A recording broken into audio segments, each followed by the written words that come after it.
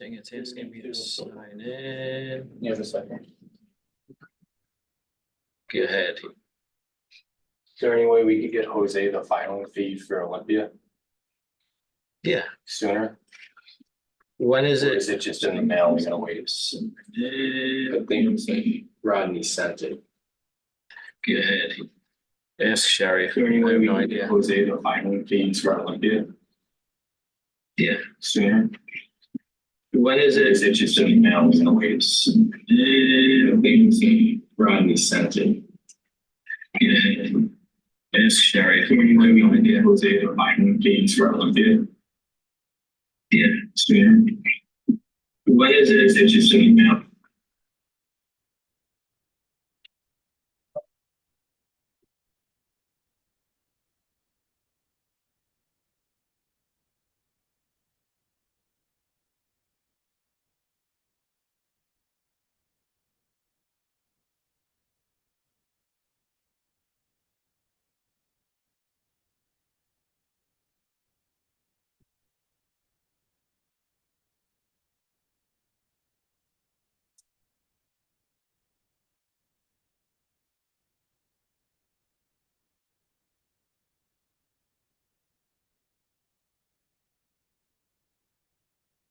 Zoom, email and password. Why is it asking me that? Are you logged in already? Zoom.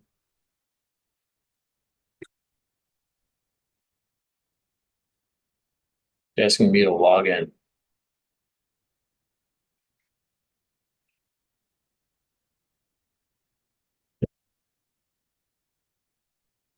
Builder 123, capital B.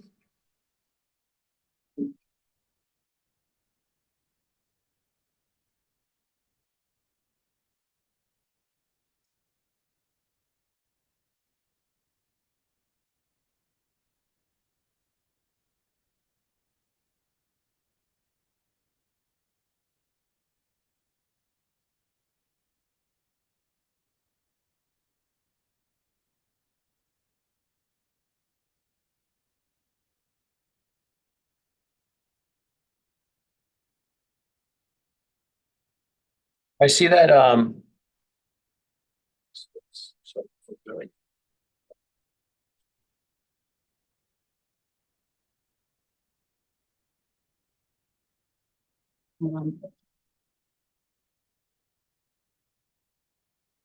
you joining separately? No. Just gonna watch. mhm. Do you need James? You for the room? James, you want to go in the quiet room so that your head's not in the, I will. yeah. Or if you wanna be. Not that I'm kicking you out. Yeah, you can use this desk, that's fine. I think I'll go the other one. When does it start? Minute, 2 minutes. 2 minutes.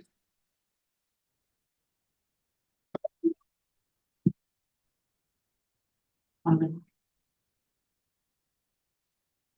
How do you get a screen to be total big screen? Uh, Get rid of the toolbar. If you don't mind, look it up quick. Get rid of it. What is it? F10, or you could right click on the taskbar and you get to go away.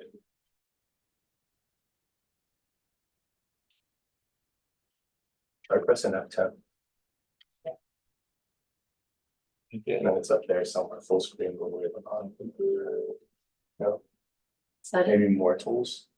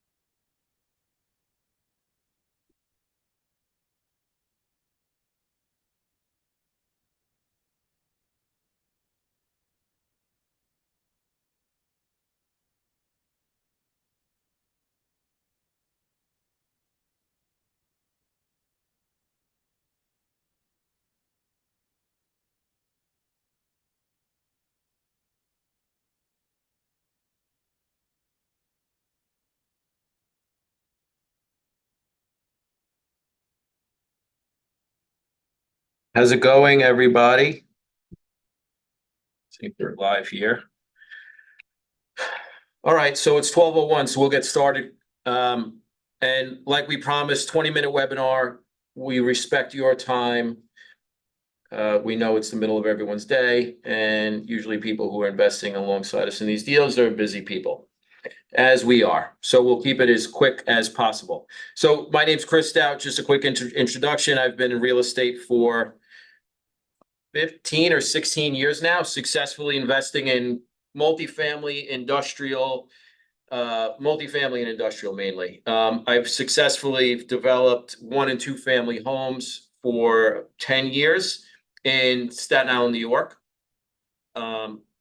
We have a bunch of projects still going on in New York, and we have quite a bit going on in Northwest Arkansas. So we're super bullish on the market. We like it significantly more than we like in New York. The only reason I'm still doing work in New York is we just have work in the hopper from years ago, and it takes forever to get approvals there.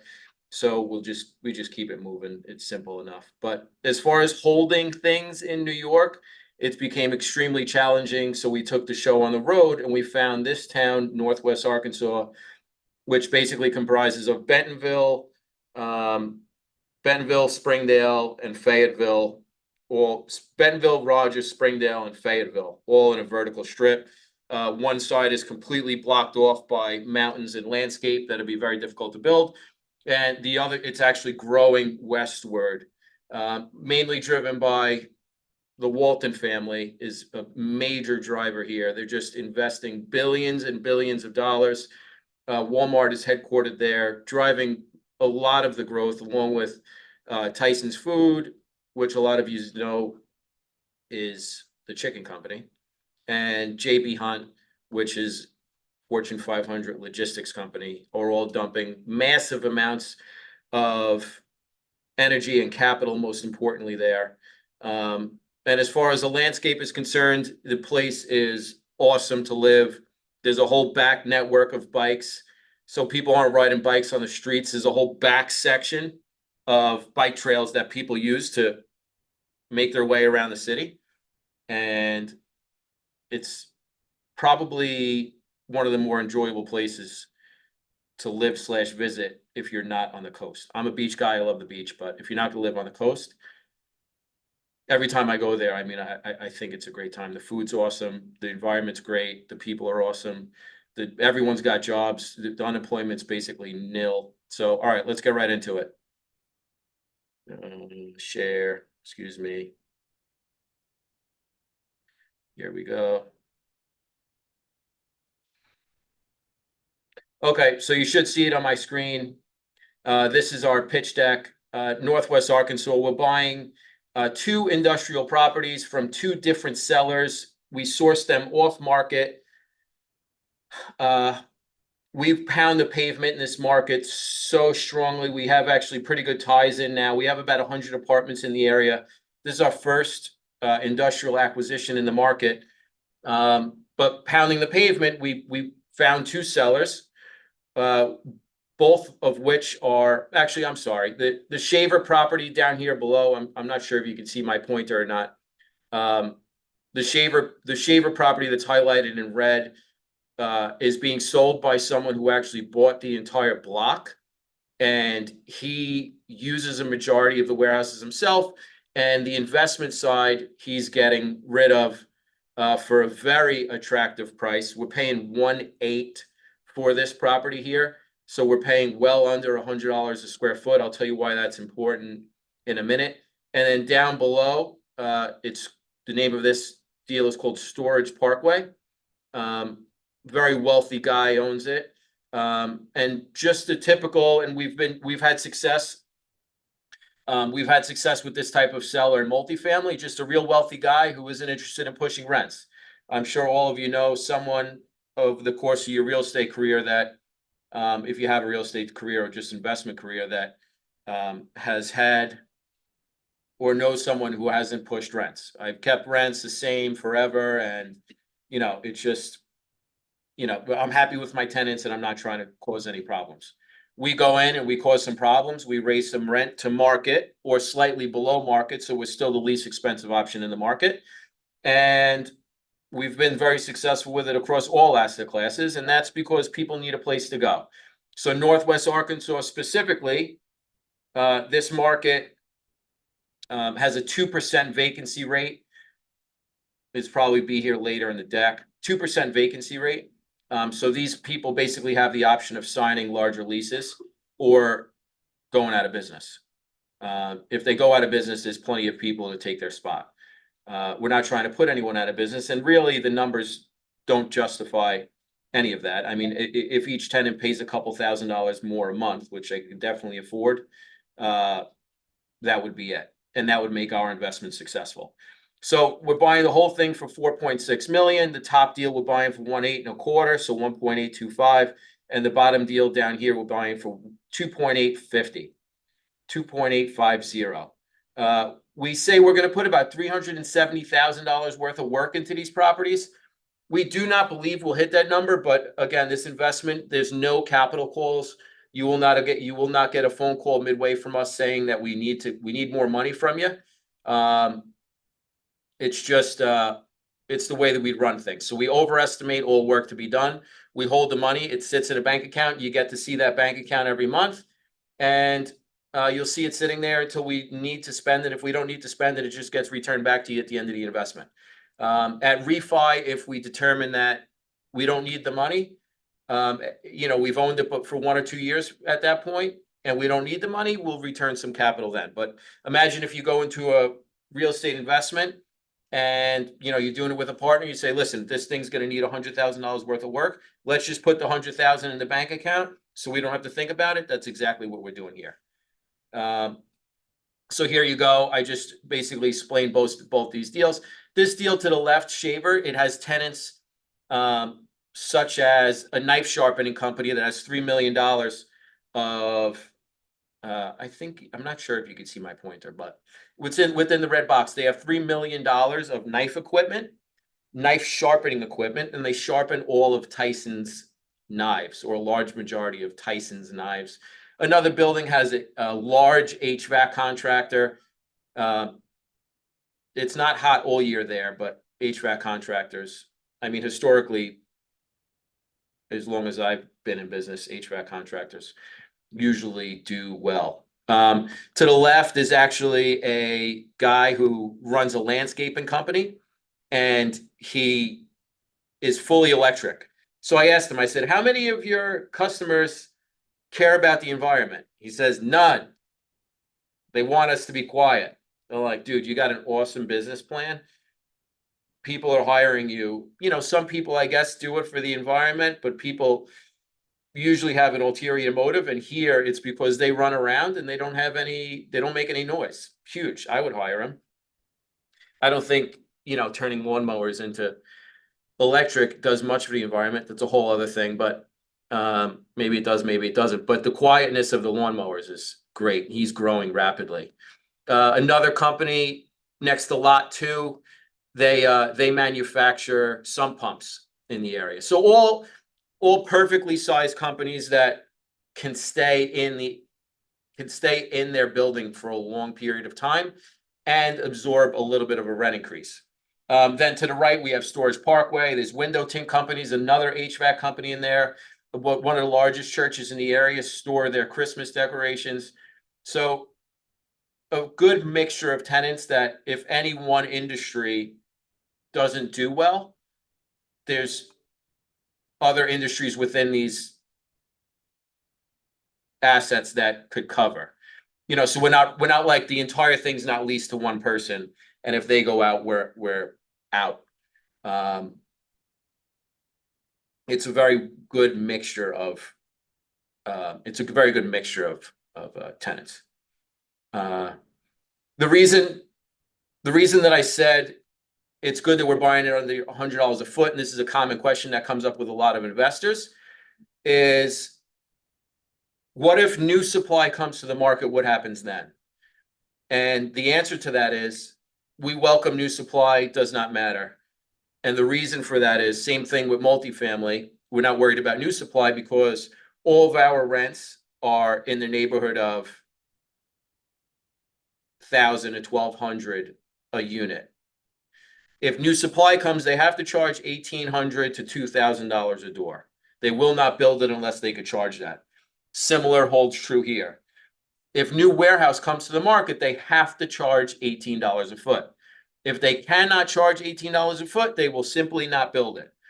There's not too many people out there building to lose money, although you may find the rogue one-off guy who built something and didn't do his numbers. But for the most part, there will be no major influx of supply to a market like this unless they start charging much higher rents, which in that case, think about if any one of you guys had a business and you wanted to rent some warehouse space.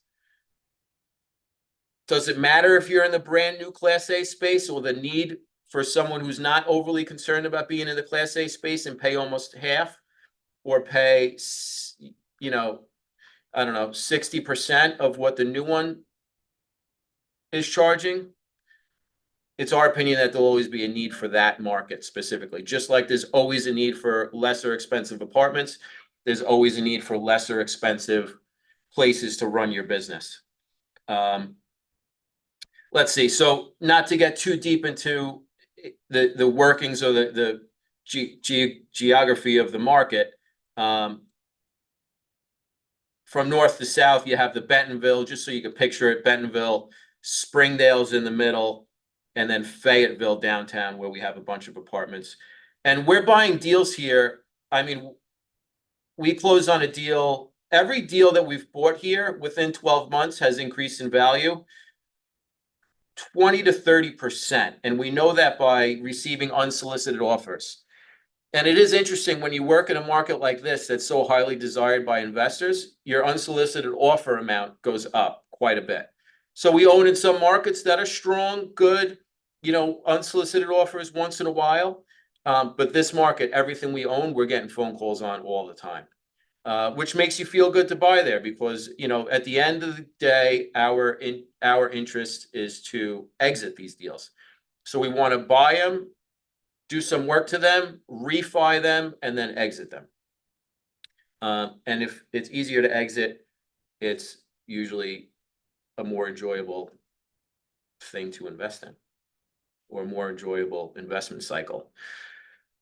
So here's some exterior photos. Again, nothing special, metal buildings, roofs will last forever. The biggest concern here we have is garage doors. That's the biggest moving part of this.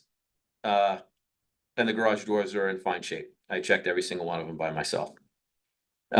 We were here on site, I guess 2 weeks ago, 2-ish weeks ago, 2-3 weeks ago. Yeah, they're all full. Like I said, they're all full, basically 100% occupied. The only thing that's not occupied is this little garage. Oh, there's a little garage tucked in the corner here. It's 1,000 feet. We're saying we could get like $700-800 a month for it. Doesn't move the needle in either direction, nor are we relying on it. It's really for any of the tenants or anyone on the block who needs a little bit extra storage space, does not need a bathroom or anything like that. They would take that space. Currently, and I made a mistake, I'm sorry. Currently, that garage is occupied by one of the other tenants. He does emergency remediation. So like he's got blowers and dryers and all that stuff. He said he's going to move out. I went in there. I don't think he's moving out. But if he does, oh, here it is. See all the blowers and dryers, the green and blue? That's that little storage shed. He said he's moving out of there. My opinion is he's not. Where's all that stuff going? I think he's just trying to keep his rent low by threatening he's going to move. If you want to move out of there, fine. There's plenty of people who will take your spot. Self-storage, larger self-storage units are almost at 100% occupancy. And you know how we know this, by the way? And I encourage you guys, if you're looking to invest, to do the same. Whenever I invest in a deal, the first thing I look at is who's the guy behind it, who's the operator, who's the group that's running it. In this instance, this is us. The second thing I'll do is I'll go check my comps. So because this investment is largely determined on what we're going to be able to rent it for into the future, check us, fact check us to see if you agree with our rent prices. This is the the electric lawn guy. He's doing great. I think it's rare that I'm probably not rare, but not all the time I'm like, that's a really good business. But I think that's a really good business. Just take a landscaper and change his equipment out. Because I personally hate in the middle of the day when I'm in the office and people are leaf blowing around, or I'm in someone else's business establishment and people are leaf blowing around. It just, I don't know, call me soft. I've been around enough loud equipment my whole life. I enjoy the quiet now. We used to go to places for dinner and all that are loud. Now I want a place that doesn't play any music at all. We're very, very low. Anyway, back to the deal. We have 4 minutes left. So you saw the places, you saw the market, you know the business plan, go in, release, not release. When I say release, I mean put all long-term or longish term 5 to 7 year leases on all these spaces with market rate rents. We did, and I try to absorb all questions that I think come to mind when I say things like this. We said in our underwriting, so the numbers that we're going to provide here in just a second, we said that we're going to go 70 to 80%, 70 or 80%, George, vacant. 80% vacant. We say that 80% of our tenants are leaving us. 80%. That in real life, that will not happen. But we planned for it, which means that if it were to happen, we are completely safe in all of our numbers. Again, I took pictures of the G-Wagon. I like the G-Wagon. I don't have one, but except, I don't know. Everyone who has one says you have to slam the door really hard. Took some more interior photos. These are the type of businesses, super clean, not dingy warehouse. Everyone keeps their spots so well. This guy down at the left, really interesting business. He has a contract with Sam's Club, which is from Walmart, Sam's Club, Walton, Walmart. So Sam's Club gives him all of their returns, and it's a take it or leave it business. So he has to take all of the supply. He has to take all of their returns, and he resells it 10 cents. He buys it 10 cents on the dollar. He resells it 50 or 60 cents on the dollar. So you basically go here and you're able to buy returns for 50 or 60 cents on the dollar, depending on the product and the shape of it. When I was walking around there, I'm like, man, if I didn't live a plane ride away, I would buy some of your stuff. And the guy was super nice. He was like, his name is TJ. Yeah, TJ, and it's TF Wholesale. He was like, I'll ship it to you. And I'm like, don't worry about it. But he did have a cool paddleboard, stand-up paddleboard, which my kids have been asking me for. I should probably just get it for them. All right. So here's some underwriting that I'm not going to bore you with. This is simple income and expenses. So you could see that going in, we're basically losing $109,000 a year by keeping the current people in with their current agreed upon prices. By year 2, we will completely close that gap and eliminate that. Whether it's through new leases with the same tenants or new leases with new tenants, we will close the gap on market rate to current rate. This large number here, vacancy, we're planning to go very vacant. That's not going to happen. As time goes on, we have $40,000 a year set aside for vacancy. That's just, say we have at least one vacant spot at all times, which I also don't think is going to happen, but we beat the underwriting up so we could perform it at least the level that we say we can. We're going to go from a $264,000 NOI to a $515,000 NOI. And this is how the investment looks. $100,000 will get you, and this is a refi. Year 2 is a refi. $100,000 will return you $47,000 by year 2 through a refi that's completely tax-free. And by the end of the investment, $100,000 will be worth $170,000. But mind you, you're getting half of it back in which you could reinvest into anything you like. You know, if you invest $1 million, you want to go buy yourself a Lambo in year 2, you will get a check for 478,000 year 2 and do anything you want with, or you could reinvest it someplace else and you have 2 investments working side by side. That's where the real power in real estate is. So this is a hypothetical. This is if you were to reinvest that capital. So see, this number is the same, 47,000 in year 2. If you were to reinvest that capital into something else at I believe we did 6 or 8% interest rate over the remaining course of the investment, you could really amplify what you're doing. So for the biggest thing for us, or me personally, is you buy real estate, you refi, you drop what you have into the deal or your basis, and you de-risk, and you continue to own the real estate while not having all your money in it. And as close as we could get to having no money in the real estate that's what we want. That's the end goal. Because if we have no money in the real estate, well, then our risk is basically zero. We'd be losing someone else. Not that we're in the business to lose money, but in absolute worst case scenario, if we have our money back, you know, what better situation is it than that while you still own it? So we have comps, check them, you know, if you're interested, or you could just, you know, trust us either way. We live and eat and breathe this market. Alex is actually there right now. And this is some previous deals, interesting stuff. We're going over by 2 minutes. Walmart's home office campus is there. Just all really great stuff. Any of you guys want this deck, just email us and we will send it to you gladly. That's it. So thanks for jumping on the webinar. We appreciate everyone that came. There's a lot of people in the room. All right. So sounds good, guys. Speak to you soon. Get back to your, what's today, Wednesday? Get back to your Wednesday.